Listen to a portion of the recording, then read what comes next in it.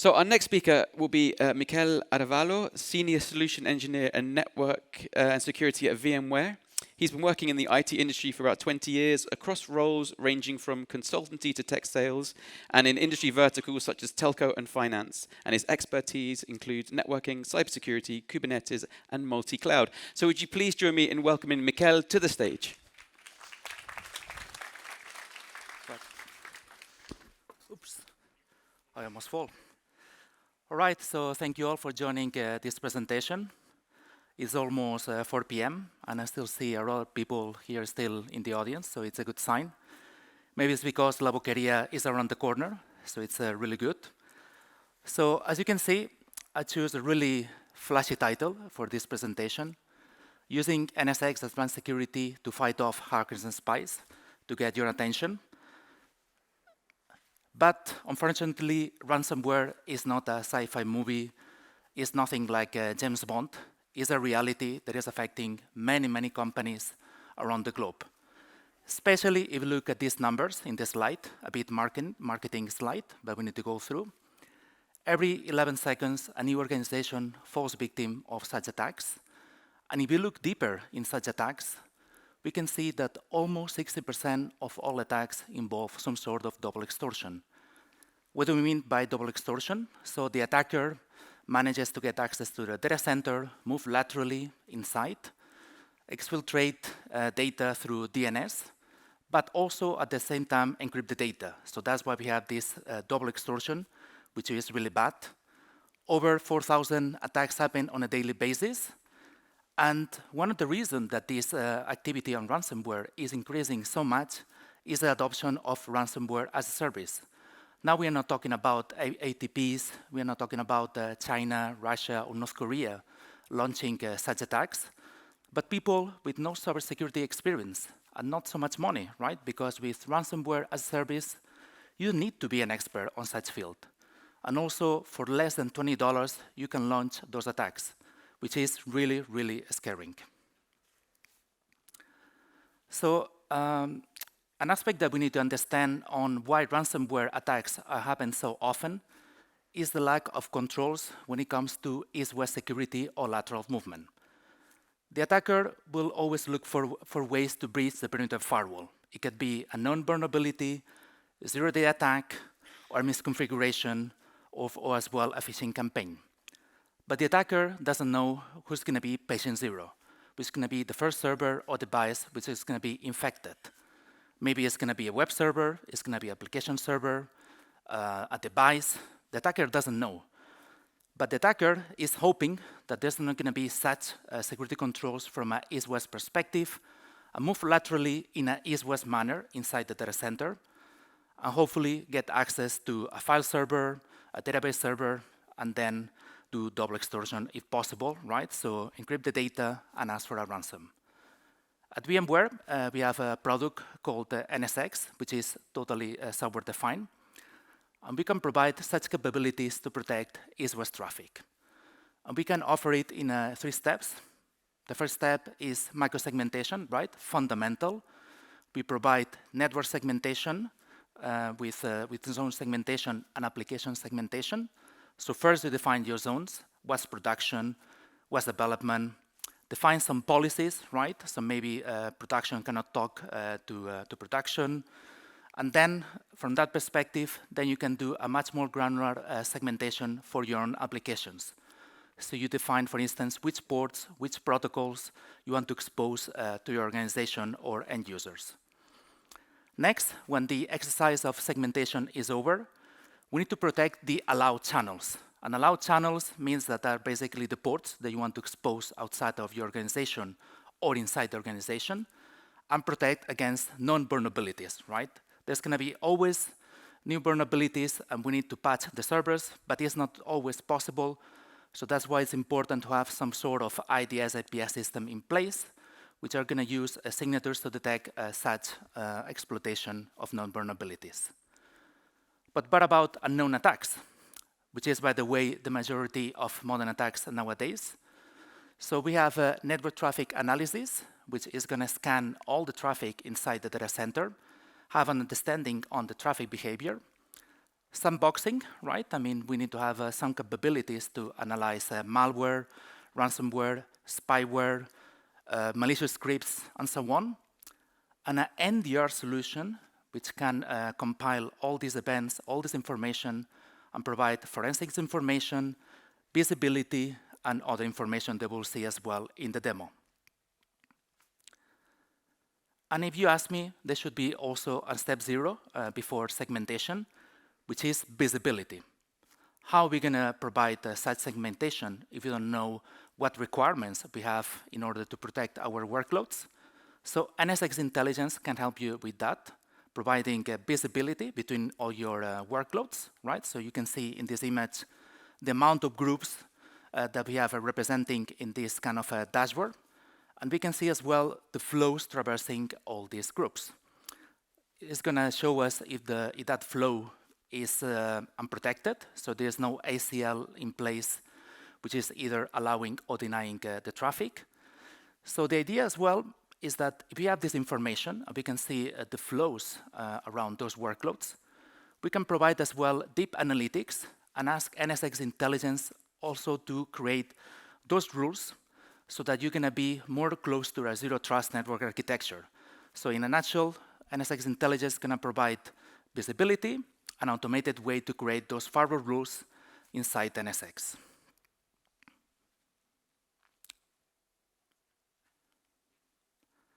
All right, so I want to quickly illustrate the importance of microsegmentation for your own workloads. And here we have a Microsoft SQL Server. And we have done a good job microsegment because we are protecting the workload against all these ports that are not necessary. Why should we open SMB port? Why should we open RDP port if we don't need it? The only thing that we need for the application to function is the port 1433 for Microsoft SQL to operate, and that's where we are doing. And the reason we're doing that is because those ports can be used for other purposes than non-vulnerabilities, like for instance, WannaCry with SMB. But also those ports can be used for obfuscating activity. They can be used as well for horizontal, vertical scan, all these kind of activities, or even for reconnaissance. So it's important that if the VM or the workload itself gets compromised, that is fully protected because the attacker is going to use such ports for mitigating the attack. And by the way, the firewall itself is going to run on the hypervisor. So it's totally agentless, so the VM will have no notice of such firewall being around the workload. So like we said, segmentation is fundamental. It's really important to do this exercise to protect your workloads against such attacks, but it's not enough, right? And here I want to illustrate this example. We have 3 workloads, which we have done a good job segmenting. We have a web server, a database server, an Active Directory server. And we are exposing only the required ports for the application to function. This slide was made in the end of April, but resonates really well on the importance of patching your servers. On the web server, we are running Apache. And at that time, there was a non-vulnerability that you can see here, the CVE number, which allow you to bypass security controls, cache poisoning. And the recommended fix for that is to update to this version 2.4.56, which was released end of January. So you can see how easily, how quickly your workloads can become vulnerable to these non-vulnerabilities, and how important it is to patch those servers, because the attackers, they know that most of the organizations don't have this capability, time and effort to patch on demand. So we really need to have either a patching system in place or some kind of NDS, IPS system in place for virtual patching. And that we can do with the NSX distributed IDS IPS, fully software-defined networking. And it works like any other IDS IPS. We have an engine running on the hypervisor, which will scan all the traffic between workloads. And we're going to use signatures to detect this matching, this traffic, where we're going to see, for instance, things like known exploits and so on. And we can do that for east-west traffic and north-south traffic without needing of sending the traffic to another appliance, to using AirSpan or TAP or similar devices. So we do everything on the data center without moving the traffic. Let's talk a little about sandboxing. So malware is being used not only for ransomware, like we've seen in the beginning of the presentation, but it can be used as well for other purposes, like initial access. It can be also scripts. It can be as well software for command control. So it's really important to have a such system in place to prevent those tools or those weapons to be used by attackers. So with the NSX sandbox, what we are doing is protect the victims data center against such malware in 3 processes. The first thing is that when the file is about to be written to disk, we're going to intercept the file, and we're going to do a quick lookup on this hash file. Have we seen the file before? Yes and no. If you have seen the file, then we know if it's malicious or not.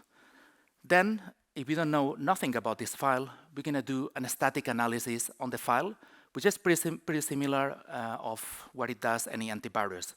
Look at the characteristics of the file. Is there any hidden code?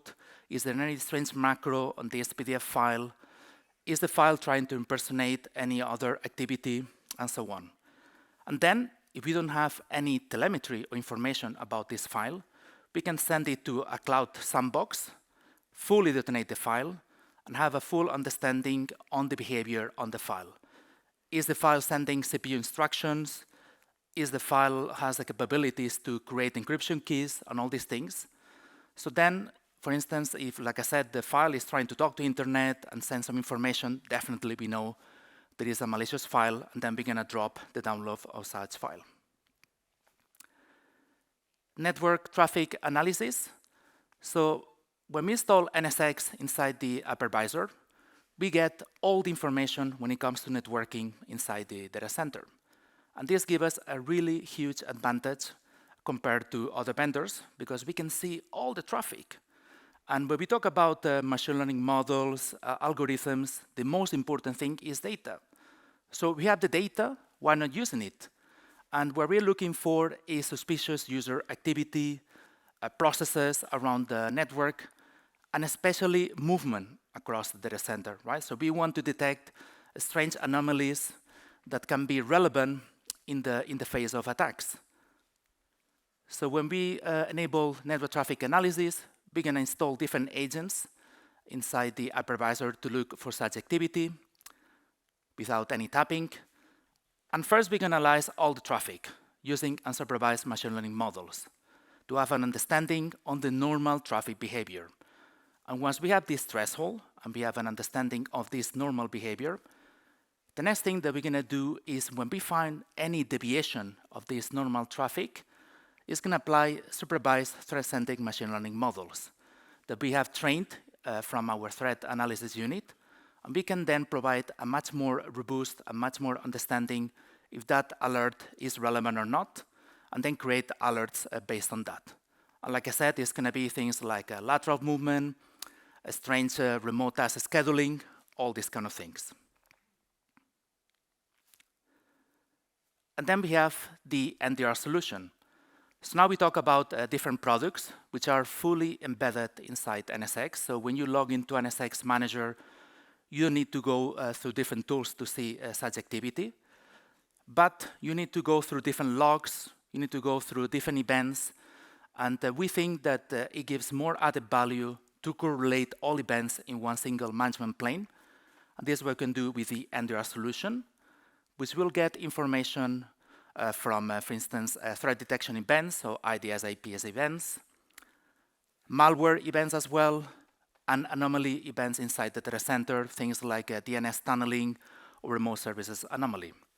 With all those information, we're going to analyze it and provide some kind of campaign blueprint that you can see this on this screen.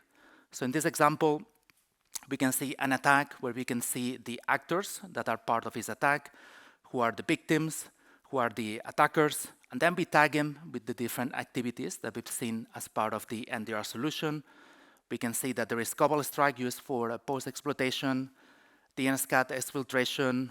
We can see the malicious file download happen actually on an east-west manner. So this gives us the visibility and understanding on why did that happen, forensics, logs, and even information on how we can prevent this attack on the next occasions. All right, so I've been talking quite a bit on the security products that are part of NSX. I want to show you a graphical representation on how it looks like modern malware attacks nowadays. Modern malware is adaptable, is multi-stage, is multifaceted, so it's like a Hydra dragon, right? And unfortunately, there is no such product who comes with a clean solution to kind of mitigate all these threats. So I'm going to show you how all the NSX security controls will detect and mitigate such attacks for modern malware. So we have the attacker sitting on the darknet, and is looking for ways to breach the perimeter firewall. And like I said, there are different ways to do that. But in this case, the attacker is looking to do it in a more elaborate way by a phishing campaign and using Magnitude EK. Magnitude EK is an exploit vulnerability that we use on web servers. And the attacker is going to install it on a fake web server and try to lure a victim or a user to click on that link. So that when the victim clicks on that link, there's going to be a silent download happening that the user won't notice anything. And then there's going to be patient zero of the first server being infected. The NSX distributed IDS IPS will detect such activity. We can see the source, we can see the destination, we can see the signature that we use in order to detect such activity. And we will get as well a graphical representation as well to understand what happened. We can see the two actors being part of such attack, and we tag it with Magnitude EK as the attack. Now that this server is infected, the malware is going to start downloading some tools, some weapons, right? So the attackers, in order to keep doing the attack, they need tools. So this can be scripts, they can be software to do command control, it could be Trojans, it could be ransomware, all these kind of things. And our gateway firewall will detect the download of such files. We can see the evidence of the files being downloaded. We can see that there was a behavioral analysis happening, and that's why we are so sure about the nature of such file, and also a report on the file being downloaded. All right, so now the malware has weapons to do reconnaissance, and it will try to find its place inside the data center. How many VMs are around that hypervisor? Which ports are open? What else is available to be exploited? And share those findings through a command and control channel to darknet, right? So basically, the malware is giving information to the attacker on its place, its location inside the data center. And in this case, is using crypto-wall as command and control activity. And our IDS IPS will detect such activity. I'm not going to detail all the time on the event telemetry, but just to realize the amount of information you can get on all the attack stages for such attacks. And now the attacker is going to try to move laterally inside the data center. And notice that now all the activity is going to be east-west, right? So the attacker, after putting a foot inside the data center and has breached the perimeter firewall, is going to do all the activities on an east-west manner. And the first thing that it's going to try to do is infect more VMs by using anomalous PSX interaction. So, as you know, PS tools has been relevant for many, many years, and the attackers can also use it in order to execute new services. It could be a service with a malicious payload, for instance. And the distributed IDS IPS will detect such activity. In this case, it's going to be labeled as suspicious, because such tools, like PS tools, can be also used by network admins. And we are not using a signature based on exploits, but rather on suspicious activity. Next thing that we see is Empower agent being used for command and control. Notice that the command and control on this occasion happens on an east-west manner. An Empower agent is really similar to CryptoVault. It's a command and control channel where they rely on having a server which does all the operations, and then deploy agents so that they can be steered and controlled from the main server. And then the distributed IDS IPS will detect such activity, will report it, we will see the source, we will see the destination, and tag it with Empower agent. More tools, more files being downloaded, but in this case, it's not a download, it's a transfer on an east-west manner. Maybe the file was already downloaded and put it in a malicious payload, so now it's being transferred from an east-west manner. So the distributed malware engine will detect such activity, as we can see here.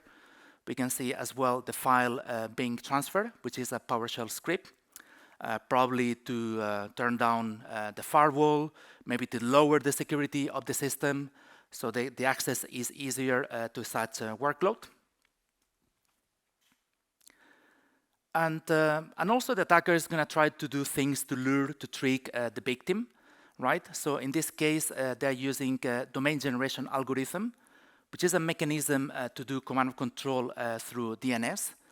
And the way that it works is that the attacker is going to create hundreds or even thousands of fake DNS queries with an embedded payload to do command and control. And you can see here how we can detect such domain generation algorithm. You can see the fake domains. And basically, there's going to be one or two that are legit, and then all the rest to try to lure or trick the victim. And then the cycle continues. The attacker is trying to have more presence inside the data center, is jumping from server to server, trying to find an interesting server to hack. And now the way to move laterally is going to be through a remote task scheduling activity, which we're going to label as suspicious, because we have never seen such behavior before. So we're going to we're going to report this activity, as you can see here. Next step is we see a suspicious Kerberos activity happening with RC4 encryption method. And the reason why we report that is because if we have Active Directory, a Windows domain, and using Kerberos, usually such encryption mechanism is not used. Usually it's AES. So that's why we're going to report such activity and label as suspicious, because it's not normal, right? So things like clear text passwords or encryption mechanisms which are not normal, they're going to be always reported by the IDS IPS. Empower agent, again, being used, right? So we see this activity between the server and this infected VM through command and control, right? So the attacker seems to be really interested in such a VM. There is something that looks good for the attacker, and is doing this command and control. And again, we can report the activity and provide the relevant information. A malicious file download, again, happening inside the data center. So you can see how messy the attack happens, right? So it's never linear. It's going to be always looking for new things, move laterally, move files, right? Because the attacker has no knowledge on how the network, how the VMs are located. So it's going to try to move everywhere inside the data center. And again, this transfer of the file is being detected by the distributed malware. And now the attacker has found a file server and wants to start to do the double extortion using Metasploit itself. And the first thing that it's going to do is exploit the data using DNSCAT. So basically, it's going to encode payload of files in through DNS query to exfiltrate all data outside of the data center, and then encrypt the data, ask for a ransom, and that's game over for the victim, unfortunately. And we can also detect that. So as you can see in this demo, attacks are really unpredictable. There can be many things that comes at stage. So it's really important to understand that after breaching the perimeter firewall, all these activities that happen east-west is going to be a huge advantage for the attackers. We don't have anything like a distributed firewall, IDS, IPS, or detection of files being moved laterally. So that was it for me. Any questions? So we have some time. Any questions for Miquel? Just one at the front, please.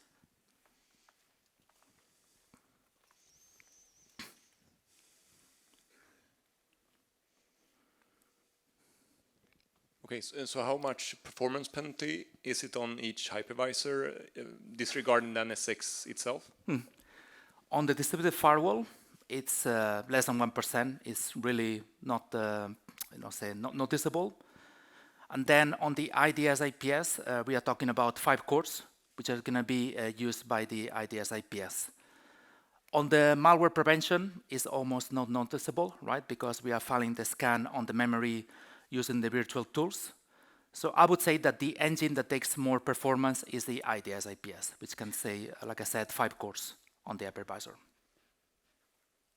We had a question on the other side somewhere. Hello. Hello, hello. Hi. I run Linux. This was mostly Microsoft stuff. How's the support on Linux? We support everything for Linux, malware prevention as well. Thank you. So also for IDS, IPS. Yeah, so it's fully supported. Any more questions for Miquel? Otherwise, come talk to me after the presentation. No? Okay, well, thank you. Please join me in thanking Miquel for the presentation. Thank you so much. Thank you.